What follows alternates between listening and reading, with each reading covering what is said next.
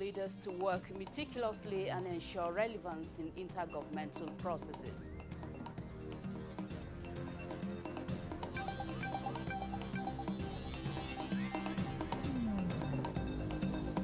Completion of second Niger bridge to boost the nation's economy.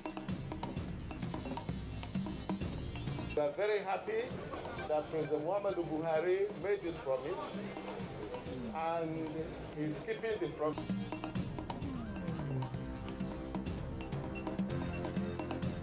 Plus, need for forgiveness emphasized for national development.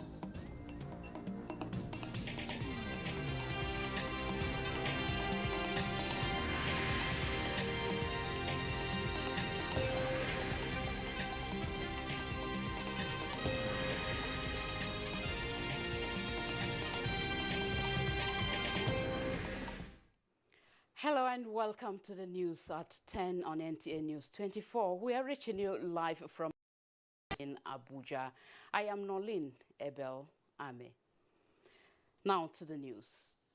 President Muhammadu Buhari has made a strong case for African leaders to work rigorously towards ensuring a more productive, self-sufficient and purpose-driven organization that will fully serve the interests of their people.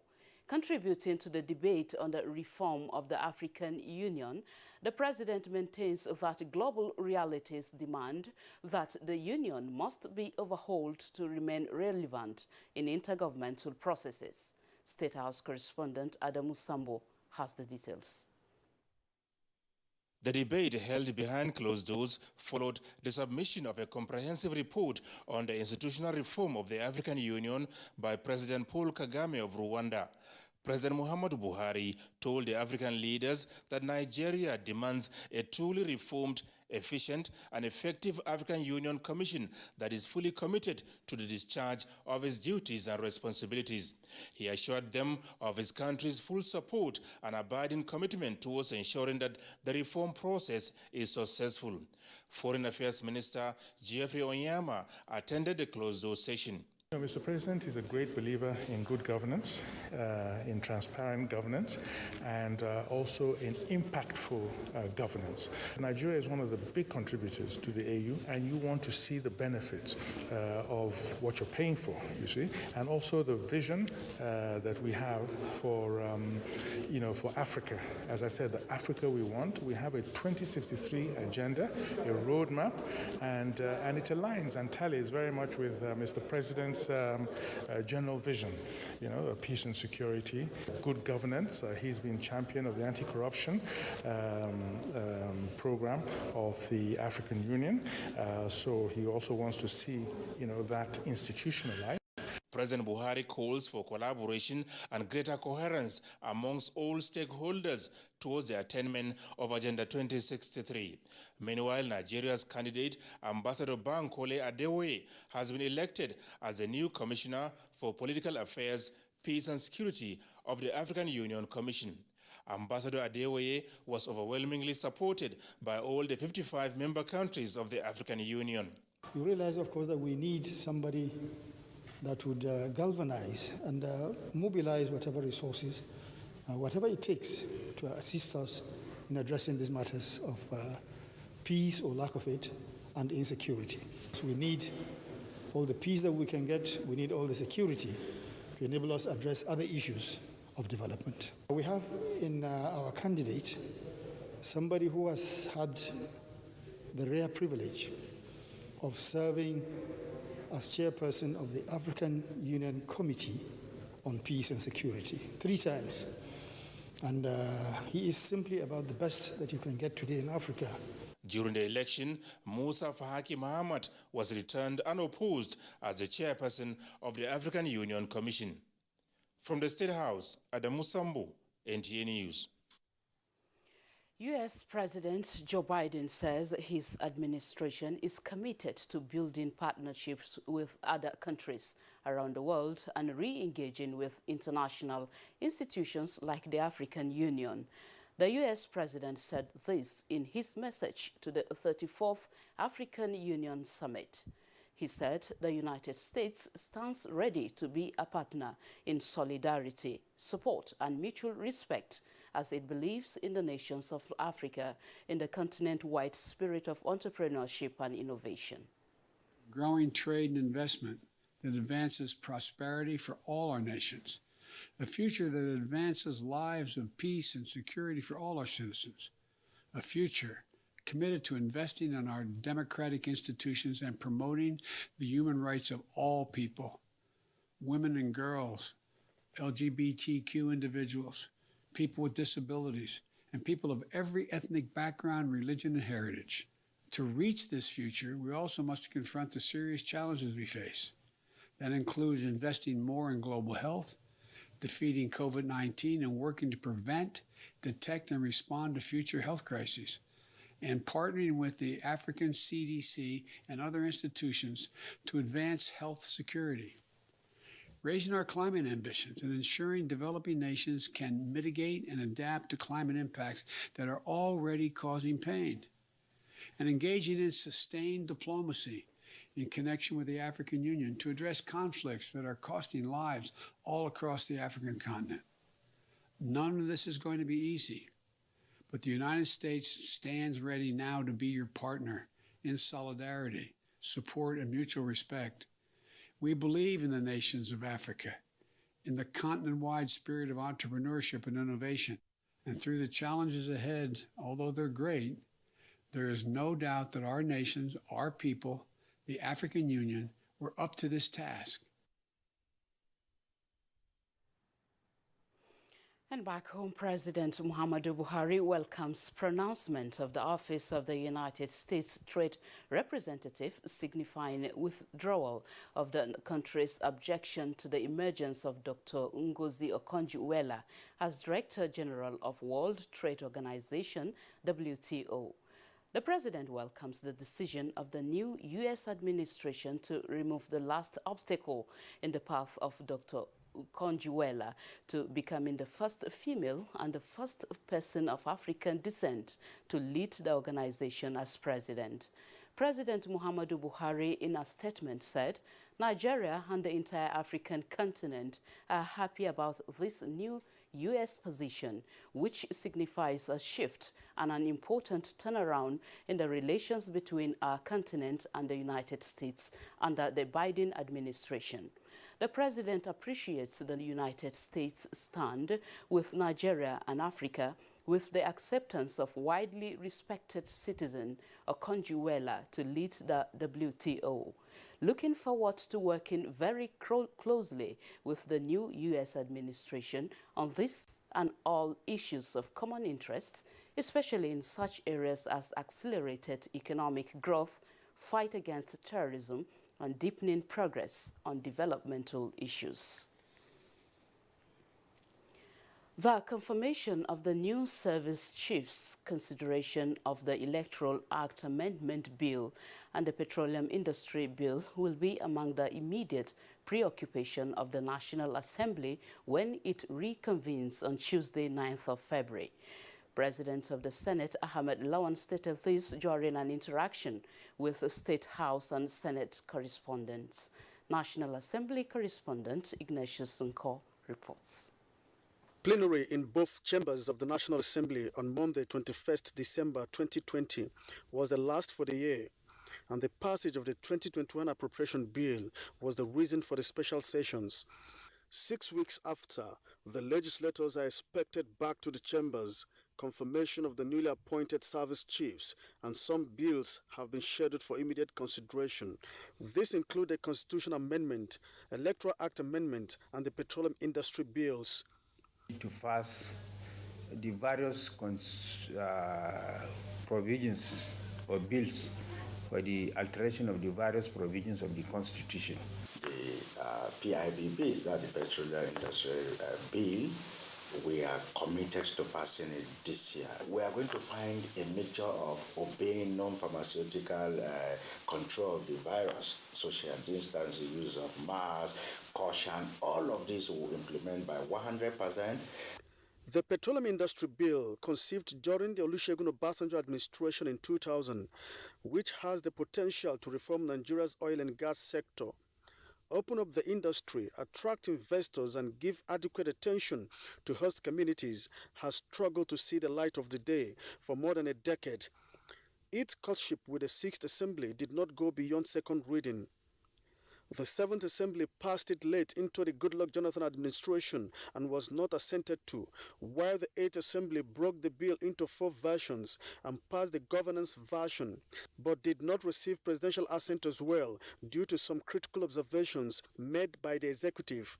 I'm very, very optimistic this will pass this time around. That's the advantage of collaborating with the executive with mutual respect. You can do a lot more for citizens.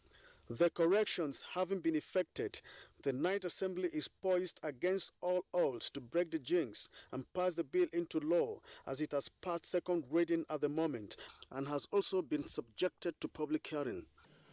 We will pass the PIB, but we will ensure that businesses here get a very competitive environment, that they are able to make profits and stay and even invest more. There is a need to quickly pass the PIB within the window of 30 years that we have before the world goes away from hydrocarbons to renewables. The enactment of the Petroleum Industry Bill into law is long overdue. It has seen Nigeria incur losses from regulatory uncertainties in the sector, with some individuals and companies taking advantage of the legal loopholes. Ignatius Nkwo, NTA News. Finding a common front against Nigeria's enemies across ethnic and religious lines should be the goal of all Nigerians for the country to tackle its security, economic and social challenges. This was the submission of Governor David Umahi of Ebonyi State during his official visit to Jigawa State for the inauguration of Township Roads Project at Babura local government, the country home of Governor Muhammad Badaru Abubakar. Muhammad Musa Askira reports. We preach peace, we preach love, we preach unity, we preach one Nigeria. Nothing can divide us as long as this nation is concerned. Governor David Umahi says the unity of Nigeria is not negotiable, hence political leaders must stand united to address the perceived unhealthy inter-ethnic conflict caused by shared sentiments and stereotyping of one group of citizens against the other. He described his coming to Jigawa State as a positive move to reinvigorate the long-standing cordial relationship between the southeast and the northern region. The southeastern governor observed that challenges of insecurity fueled by those who do not mean well for the country has further divided the Nigerian citizens along ethnic, religious and regional sentiments, derailing the nation from the path of progress. All over every part of Nigeria, you have good people, you have bad people. But criminality will never be ascribed to any particular tribe or religion. So we assure you that those of your people that are living with us, we are making every effort to safeguard them. He is the leader in the southeast that comes out to say we are not in support of those people trying to create war in this land, that are trying to molest Fulani, that are trying to molest Hausas in there. And he said, we as leaders of the southeast, we are not in support of these people, and we will fight those people that are fighting our people from the north. Governor David Umahi's inauguration of the 12.4 kilometers of Babura Township roads with drainages and streetlights is fourth in the series of similar exercise carried out by 3 other governors in less than 5 months. Leaders of Igbo community in Jigawa State also witnessed the events, emphasizing the need for stronger unity among Nigerians to aid national development. From Dutse, Muhammad Musa Askira, NTA News. This is the news at 10 on NTA News 24. We take a break now. The news will continue shortly.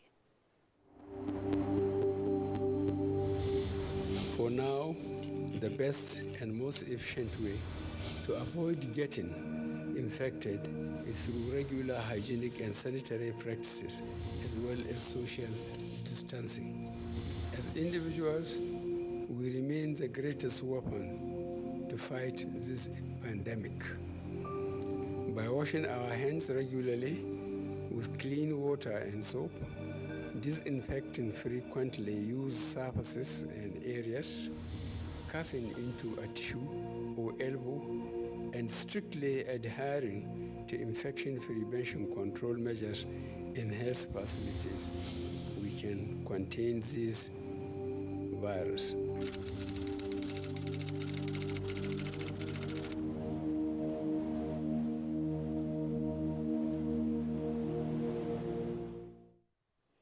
Thank you for staying with us on the news at 10 on NTA News 24.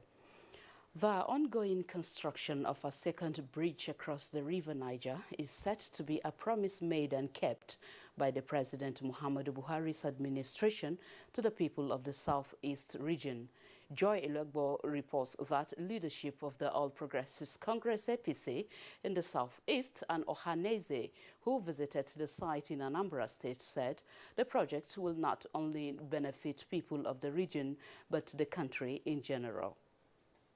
The federal government's determination to complete the second Niger bridge within specified period, the bridge, which is at 54% completion, is already taking shape with the incremental launch of the bridge deck with the Asaba bound already completed. Selected leaders of the APC Southeast and Ohaneze leadership, led by the Imo State Governor Hope Uzodimma and President General Ohaneze Ndibo George Obiozo, were at the site to ascertain the level of work on the monumental project. And those who are saying the federal government has not remembered Southeast, I want anybody to point at anywhere in Nigeria that is one project that is its cost is 366 billion naira. And I believe the only way really to trust your government is that when your government makes a promise, it keeps it. And we are very happy that President Muhammadu Buhari made this promise, and he's keeping the promise. I am extremely impressed with what we have seen. I want to thank Mr. President for taking it as a responsibility that this project continue to move and move the way it is moving. The bridge, with a contract sum of 206 billion naira, is a major signature project of the APC government in the Southeast region, said to have indirectly provided employment for the surrounding communities, engaging over 20,000 people. Countdown to the 2022 completion date for the second Niger bridge has already begun, as the people wait eagerly when the bridge will be opened for use.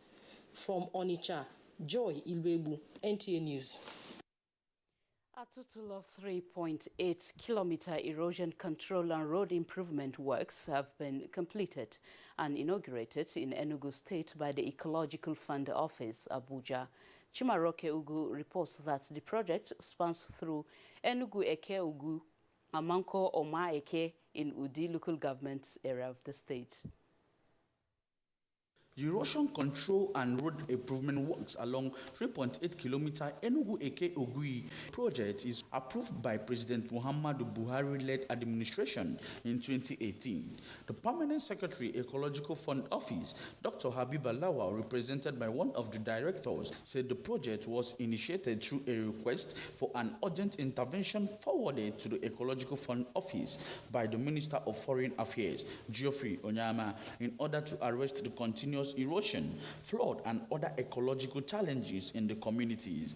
Is expected to achieve the dual purpose of enabling the host community. The resources which the federal government has committed to this project must not be allowed to waste. While explaining the scope of the project, the consultant Kayode Iboro stated that the project was executed with quality equipment and promised it will stand the test of time. The member Federal House of Representatives Committee on Ecology, Linda Chuba Ibazu, maintained that the completion of the project underscores the federal government's unwavering determination and sincerity of purpose in tackling problems facing the citizenry and making life more meaningful for the people. It is also my sincere belief that the living standards in these communities and environments will be greatly improved. At this point, let me highlight the present administration's resolve to continue with the implementation of all genuine government policies. We thank the federal government, as I've said, for this project. We also advise the benefiting community and the benefiting users of this road to be mindful of the fact that things have really gone up in this country. Highlights of the event was the presentation of handing over certificate to the benefiting local government area in Enugu. Chimaroke, Ugu, NTA News. The Nigerian National Petroleum Corporation, NNPC, has announced a trading surplus of 13.43 billion for the month of November 2020. This is up by 54% when compared to the 8.71 billion surplus recorded in October 2020. This is contained in the November 2020 edition of the NNPC Monthly Financial and Operations Report, M4. A statement by the Group General Manager, Group Public Affairs Division of the Corporation, Dr. Kenny Obateru, says the trading surplus or trading deficit is derived after deduction of the expenditure profile from the revenue in the period under review.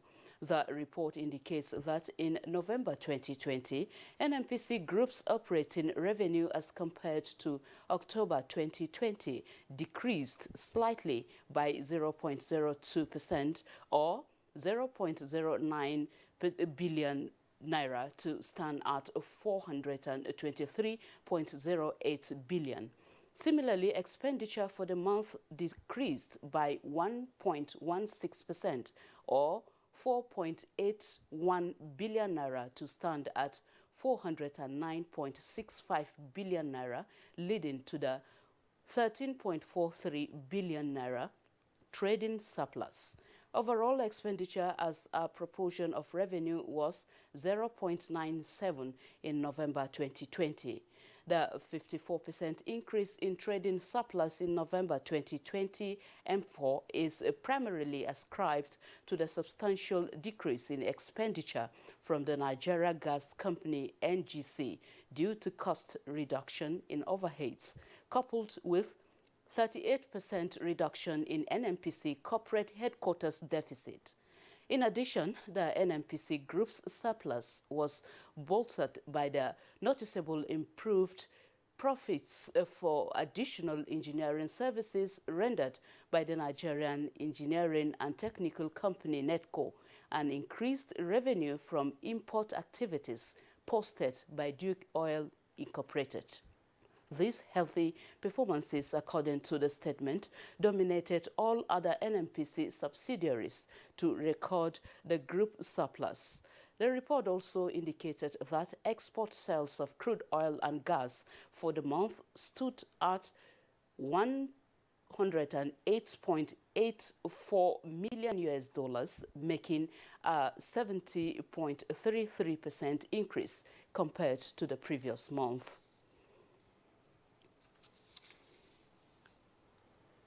Latest figures by the Nigeria Center for Disease Control (NCDC) confirms 1,588 new cases of COVID-19 in the country.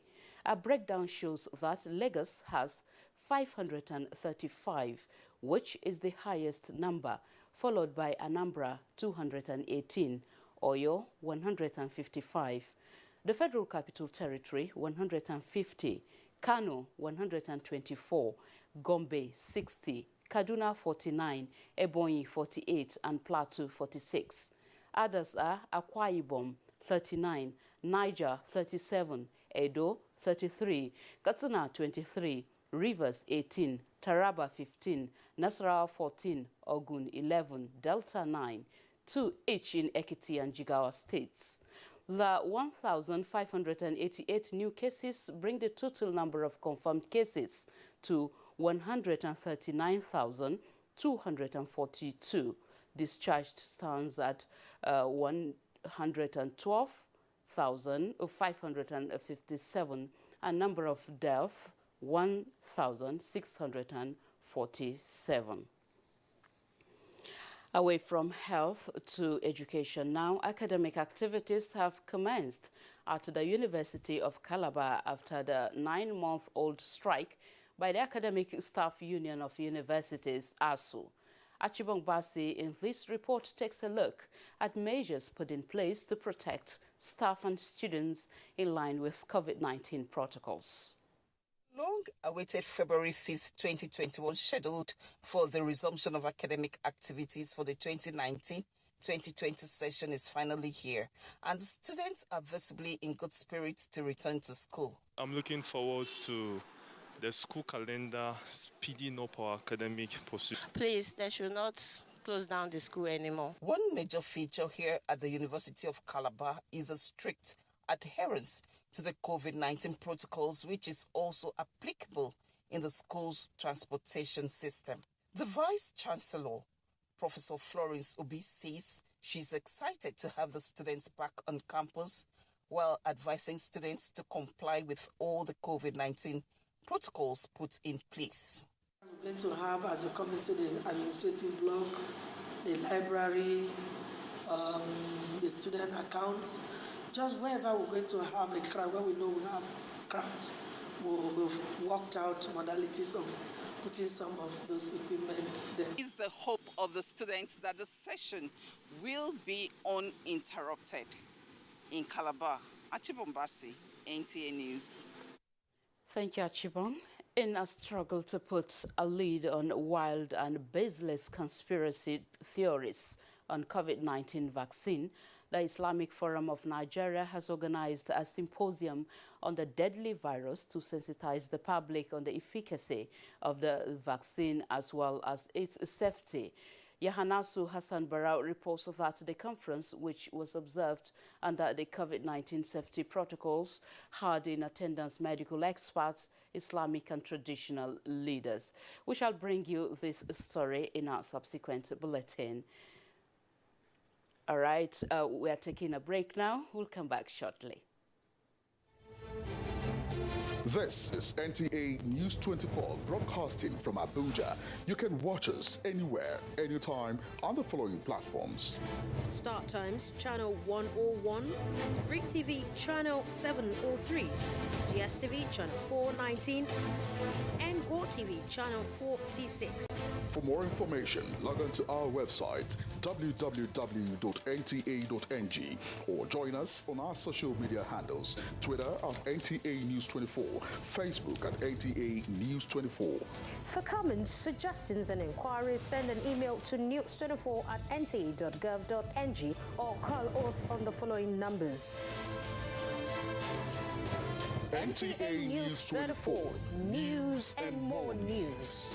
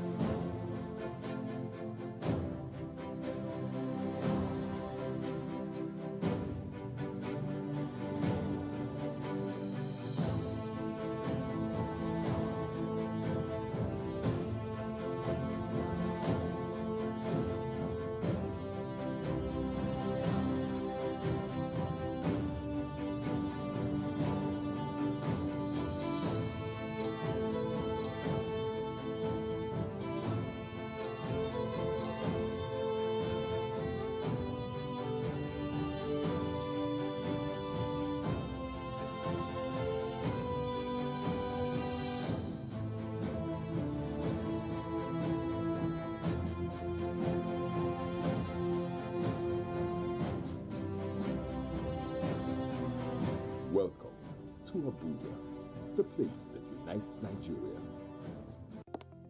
Although social media as a channel of communication is inherently harmless, it becomes harmful and damaging when used without discretion and thoughtfulness. Bad social media users spread rumors and fake news without verification. But good social media users stop, reflect, and verify information before sharing it. Be a good social media user. Stop the spread of fake news. Verify the authenticity of your source and use social media responsibly for a better Nigeria. This message is brought to you by the Nigerian Television Authority, NTA, in collaboration with the National Orientation Agency.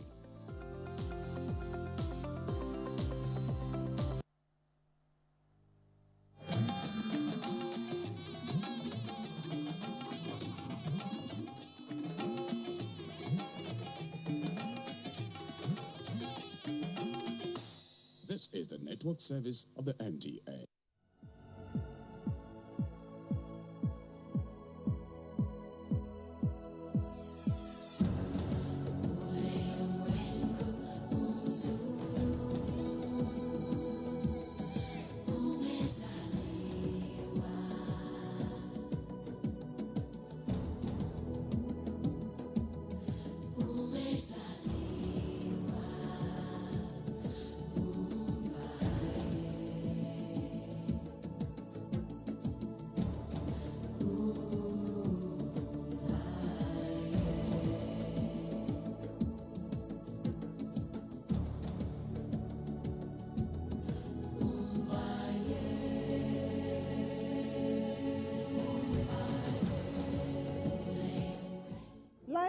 like a story we have to tell. Life is like a music we have to sing. Life is like that sweet melody from the sea we have to listen to. Life is like a melody we have to sing along. It's African literature on NTA, Africa's largest television network. I am Nena Bassi.